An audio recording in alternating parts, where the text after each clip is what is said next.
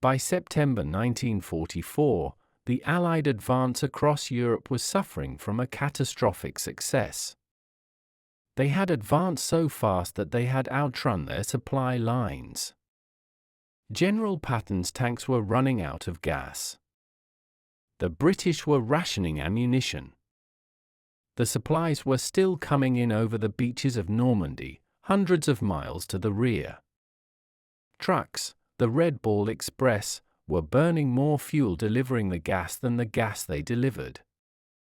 The Allies needed a port. A big one. On September 4th, the British 11th Armoured Division captured Antwerp, Belgium. It was a miracle. The Antwerp docks, one of the largest port facilities in the world, were captured virtually intact.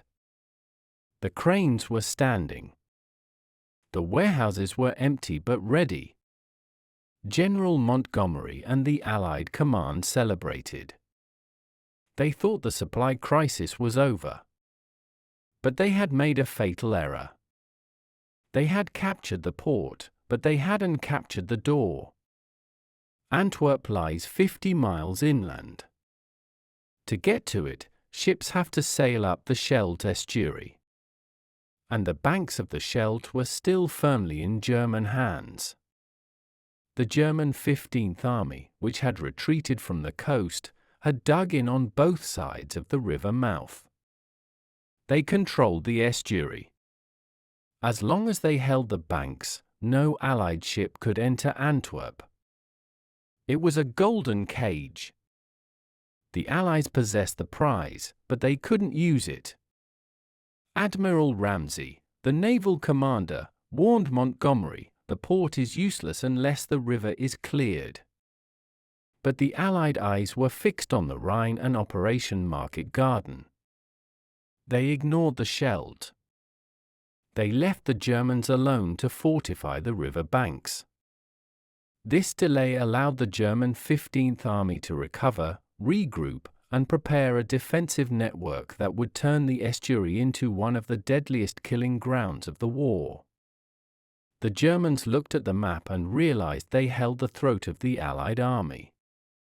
If they could keep the Scheldt closed, the American and British armies would starve for supplies. The invasion would stall. So, they turned the river into a fortress. And they dared the Allies to come and take it. The terrain of the Scheldt Estuary is a military nightmare. It is not solid ground. It is a polder landscape, land reclaimed from the sea, sitting below sea level, protected by massive earthen dykes. It is a flat, sodden sponge. There is no cover. No forests. No hills.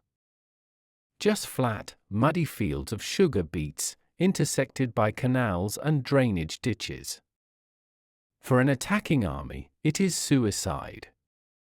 You cannot dig a foxhole. If you dig down 2 feet, you hit water.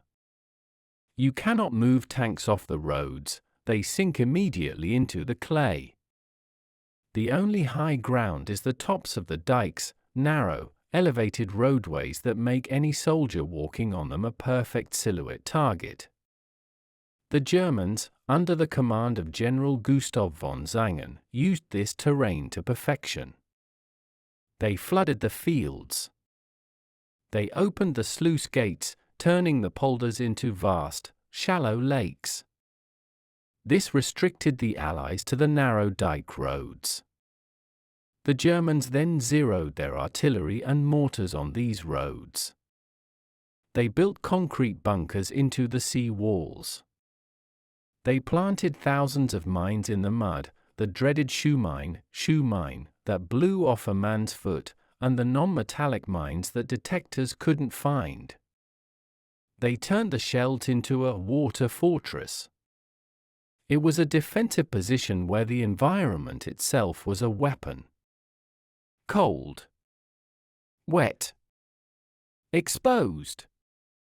The German soldiers were miserable, but they were secure. They knew that any attack would have to come straight down the barrel of their guns. They looked out over the grey, flooded wasteland and felt confident. They believed that no army could operate in this sludge. They believed the Allies, spoiled by their reliance on tanks and air power, would be paralyzed by the mud. They expected the British or Americans to try, fail, and then retreat to wait for a freeze. They didn't expect the Canadians. The German High Command viewed the Allied forces with a mix of respect and disdain. They respected the American material wealth, the endless tanks and planes. They respected the British professionalism.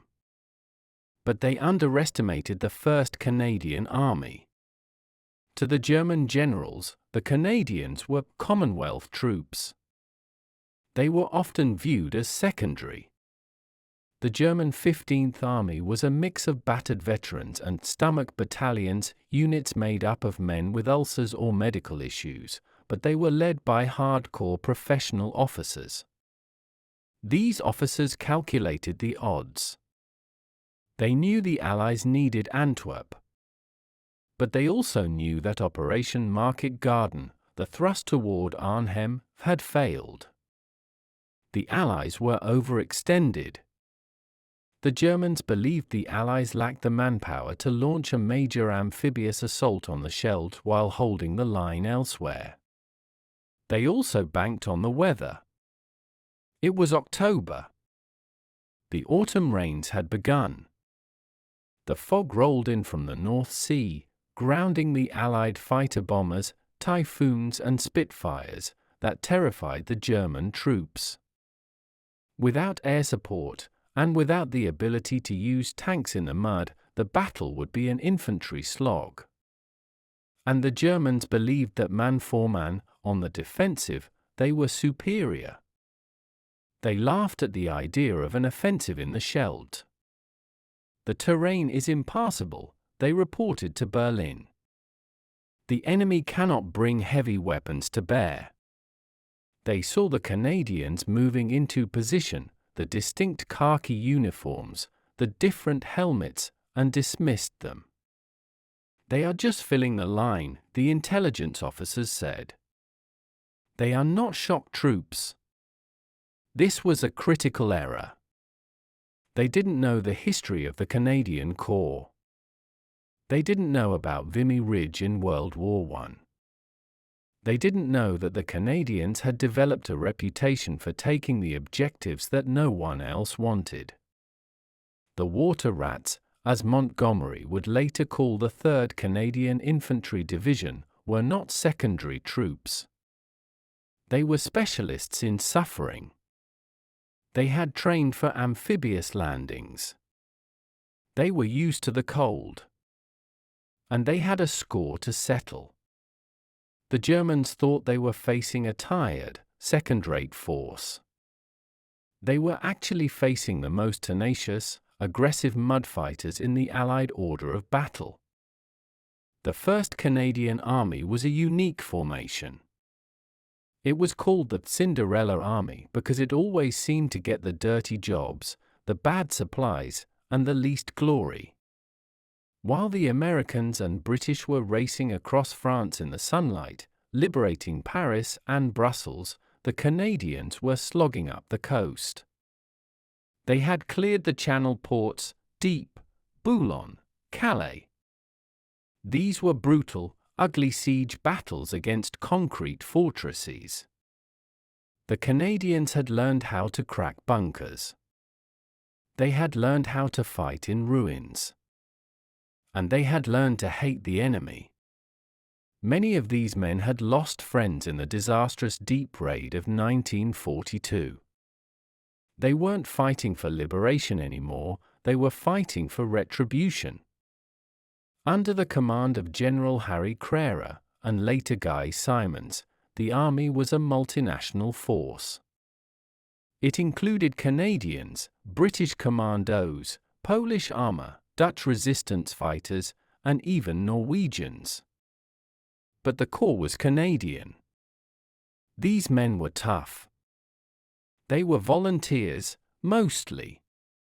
They were miners, lumberjacks, and farmers from the prairies. They were used to hardship. When they arrived at the Scheldt, they looked at the flooded fields and the grey sky. It looked a lot like the worst parts of home in November. They didn't despair. They improvised. They scrounged amphibious vehicles, the buffalo, LVT, and the weasel.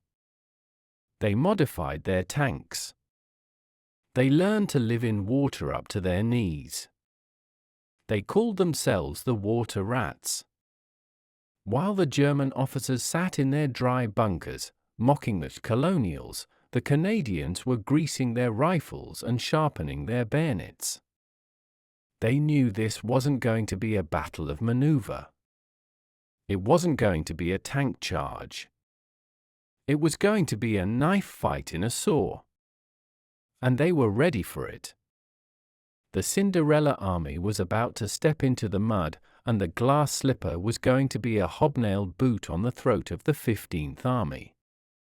October 13, 1944. Friday. The battle for the Scheldt began with a fight to seal off the peninsula. The Canadians had to capture the isthmus at Woensdrecht. If they took this narrow neck of land, the German 15th Army would be trapped on the islands. The task fell to the Black Watch, Royal Highland Regiment of Canada. The objective was a raised railway embankment. Between the Canadians and the embankment lay a sugar beet field. It was flat. It was muddy. And it was completely open. There was not a single tree, rock, or depression to hide in. The German paratroopers, Fallschirmjäger, were dug into the embankment. They had set up their milligram 42 machine guns with interlocking fields of fire. They had registered their mortars on the exact center of the field. The Canadian commanders, under immense pressure to open the port, ordered the attack. Advance! The Black Watch rose from their slit trenches. It was a massacre reminiscent of the Somme in 1916. As the Canadians stepped into the beet field, the German guns opened up. The air was filled with the sound of ripping canvas, the distinctive noise of the milligram 42 firing at 1,200 rounds per minute. Men fell in rows. The mud slowed them down. The heavy wet clay clung to their boots. They couldn't run. They could barely walk. There was no cover. If a man dropped to the ground, he was still exposed on the flat plain. The German mortars rained down shrapnel. Within minutes, the Black Watch battalion was decimated. They lost 145 men, killed or wounded, in a single afternoon. The field became known as the Coffin Patch. The German defenders were stunned by the slaughter. They watched the Canadians walking into the fire and wondered why they didn't stop. But the Canadians didn't stop. Despite the losses, they pressed the attack in the following days. They used artillery. They used smoke. They fought with a cold fury. Black Friday became a scar on the soul of the Canadian Army. It proved that the Scheldt would not be a battle of maneuver. It would be a battle of brute force and blood. The Germans realized that the Cinderella army was willing to pay a price that no rational army should pay. And that terrified them. After the slaughter at Woensdrecht, the Canadian commanders realized that attacking across open ground was suicide. They needed a way to bypass the kill zones. They looked at the flooded polders, the vast lakes of cold, brackish water that the Germans had created to stop them. The Germans believed the water was a barrier. The Canadians decided to use it as a highway. They brought in a secret weapon from the Pacific Theater, the LVT Buffalo Landing Vehicle Tract. It was an ugly, boxy vehicle. It looked like a tank that had been inflated. It had tracks with large, paddle-like grouses. On land, it clattered along like a tractor. In the water, the tracks acted as paddles, propelling the vehicle at 6 knots. It could carry 24 soldiers or a jeep. The Germans had never seen them before in Europe. On October 26, during Operation Vitality, the Canadians launched an amphibious assault across the flooded Scheldt. The German defenders were watching the roads. They had their guns pointed at the dykes. Suddenly, they heard a strange roaring noise coming from the water. Out of the mist and the reeds came hundreds of buffaloes. They were swimming. The Germans were confused. Tanks in the water. The buffaloes didn't stop at the shoreline. They drove right up the mud banks, over the dykes, and into the German rear areas. The Canadian infantry poured out, their Bren guns blazing. It was the ultimate flank attack. The Germans found themselves fighting in their own command posts. The water, which was supposed to protect them, had delivered the enemy to their doorstep. The Buffalo was not heavily armored. A machine gun could punch through it. But its mobility was its armor. It allowed the Canadians to turn the water fortress against its creators. The German officers, captured in their bunkers, were incredulous. "You came by boat?" they asked. "No," a Canadian sergeant replied. "We came by bus." The Buffalo had transformed the battlefield. It turned the mud and water from an obstacle into an opportunity. While the Buffaloes were flanking the Germans, another battle was raging that defied all logic. The battle for the Walcheren Causeway. Walcheren Island was the key to the estuary. It commanded the entrance to the port. It was connected to the mainland by a single, man-made causeway. The causeway was a raised brick road. It was 1,200 yards long, about 1 kilometer. But it was only 40 yards wide. On either side was the deep, muddy sludge of the slow channel. The Germans had turned the other end of the causeway into a fortress. They had anti-tank guns, mortars, and machine guns zeroed in on every inch of the road. They called it a bottle. And they were the cork. The task of crossing it fell to the Calgary Highlanders. It was a suicide mission. There was no cover. No trees. No rocks. Just a straight, flat road leading directly into the German guns. On October 31st, H-hour arrived. The Canadians attacked. They sprinted down the causeway. The German fire was so intense it looked like a solid wall of lead. Explosions walked up and down the road. Men were blown off the causeway into the mud below, where they drowned or were picked off by snipers. The dead man's walk became a scene of horror. The Canadians managed to establish a shallow bridgehead on the far side, digging into the mud of the dike with their bare hands. But they were pushed back. They attacked again. And again. For 3 days, the causeway was the center of the world for the Canadian army. The Germans couldn't believe the tenacity of the attackers. "Why do they keep coming?" a German machine gunner wrote in his diary. "It is death out there." The battle for the causeway was a stalemate. It was a meat grinder. But it served a purpose. It drew the German attention.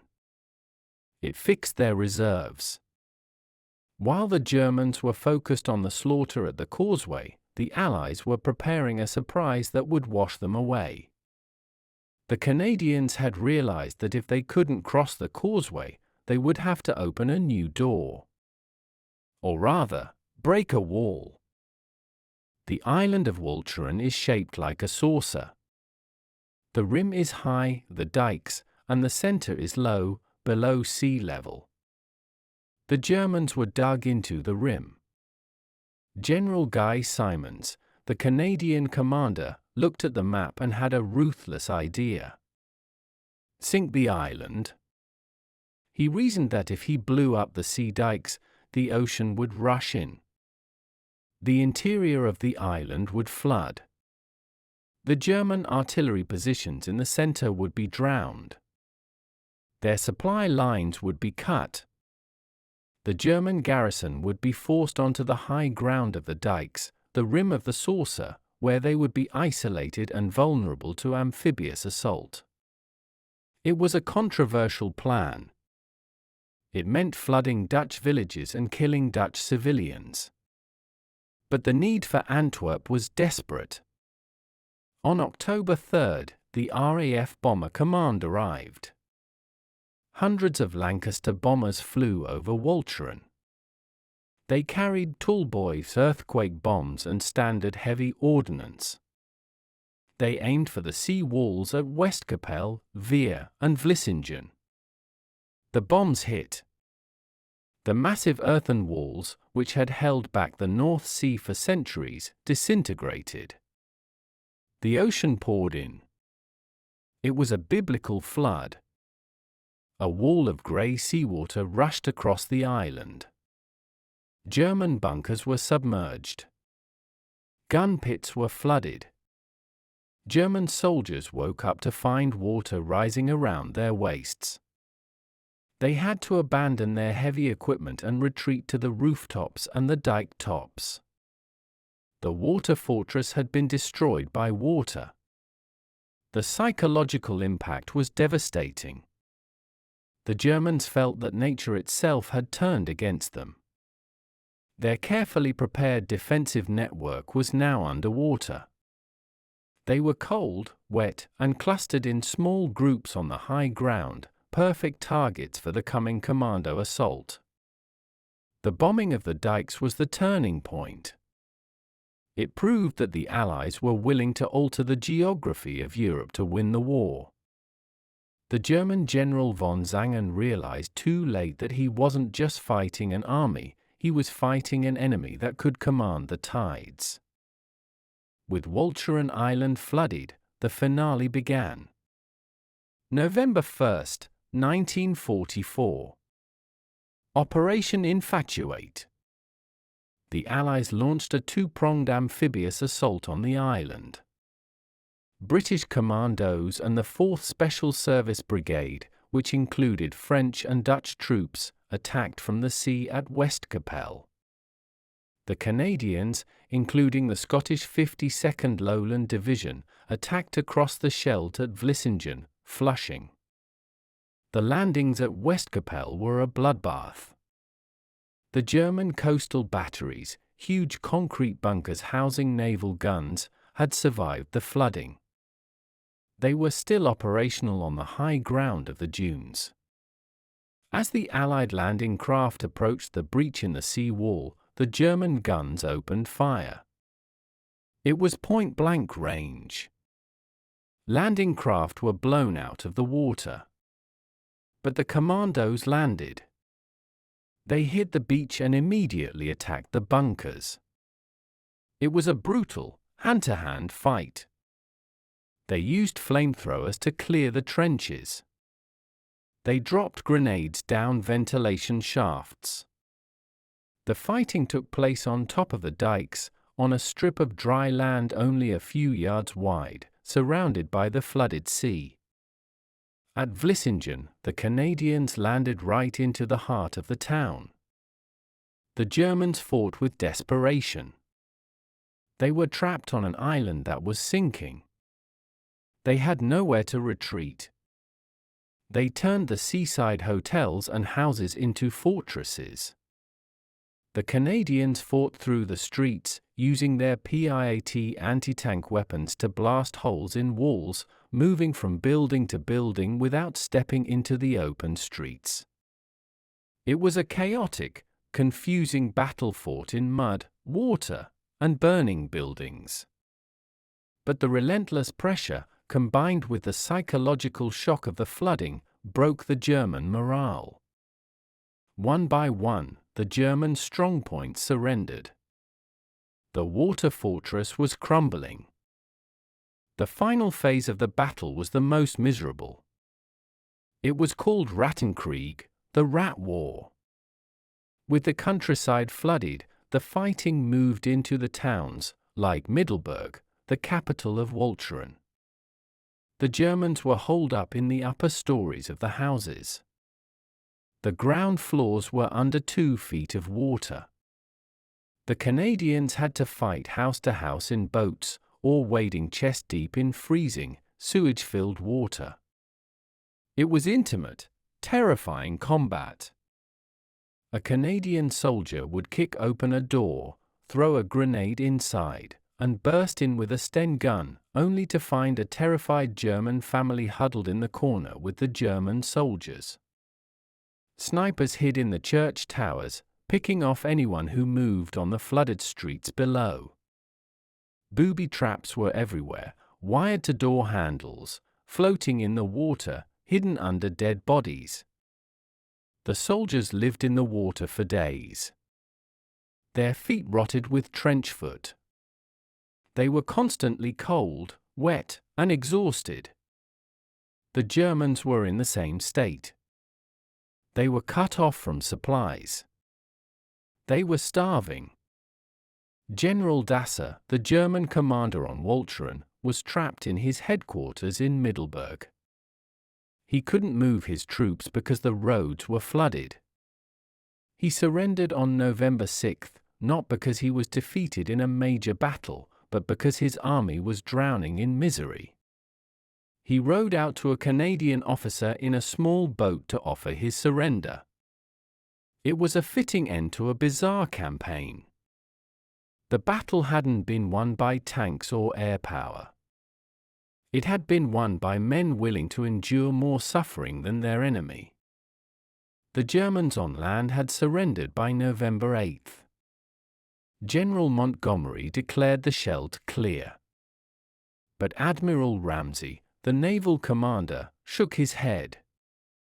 "It is not clear," he said. "It is a minefield." The Germans had spent months mining the river. They had laid thousands of mines. Magnetic mines that were triggered by the metal hull of a ship. Acoustic mines triggered by the sound of engines. Contact mines floating just beneath the surface. If a single Liberty ship hit a mine and sank in the narrow shipping channel, it would block the port of Antwerp all over again. The river had to be swept.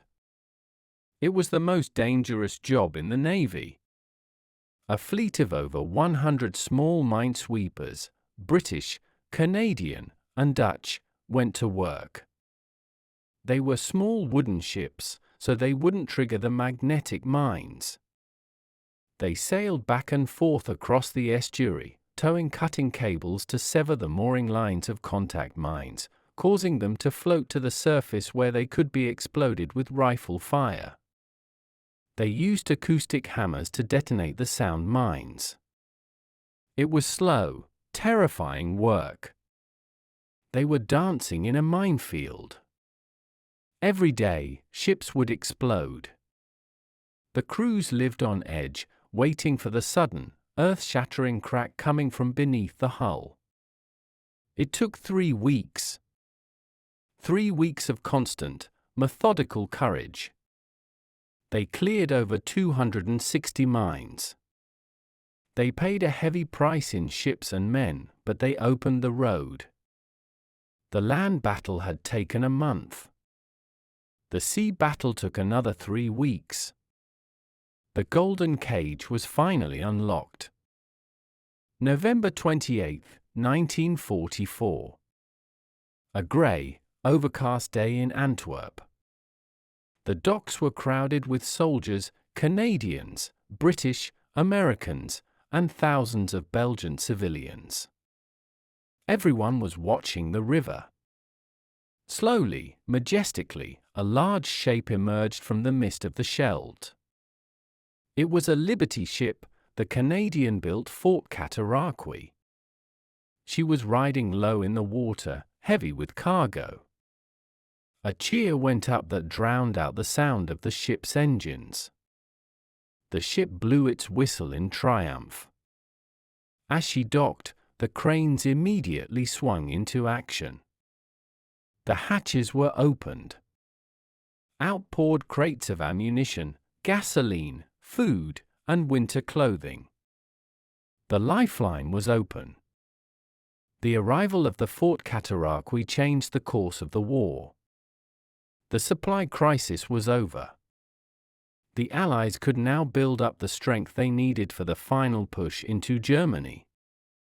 Antwerp became the busiest port in Europe. It handled more supplies in a month than all the Normandy beaches combined. But the cost had been staggering. The Battle of the Scheldt had cost the 1st Canadian Army 12,873 casualties, killed, wounded, or missing, with over 6,300 of them being Canadian. It was one of the bloodiest campaigns of the war, yet it is often forgotten. There were no famous tank battles. No dramatic airborne drops. It was a war of mud, water, and attrition, fought by men who were given a thankless task and refused to quit until it was done. The German commanders had mocked the Cinderella army. They had relied on the water fortress. But in the end, the Canadians had proven that there was no fortress they couldn't breach, no terrain they couldn't conquer. They had opened the door to victory. And as the supplies rolled off the ships in Antwerp, the soldiers of the Scheldt knew that their sacrifice had been the price of admission for the final liberation of Europe.